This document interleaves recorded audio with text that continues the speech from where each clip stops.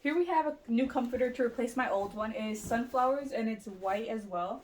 And to also we got pillowcases for the two pillows we have here. You actually new ones anyways. So the comforter comes in different shapes and sizes and patterns. Here is just a sunflower one, which is really nice. It feels very comfortable, so I can just lay on here or you just sleep underneath it and it would just keep me warm at night. And also with the pillows are very comfortable and soft as well. This is a twin size bed, but they have different sizes as well.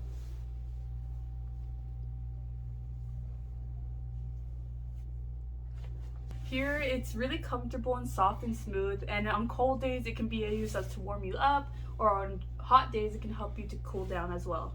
So it comes in sunflower pattern, but there is different types of patterns on the comforter as well. This is just one of them out of many various colors or patterns. I hope you guys enjoyed the video.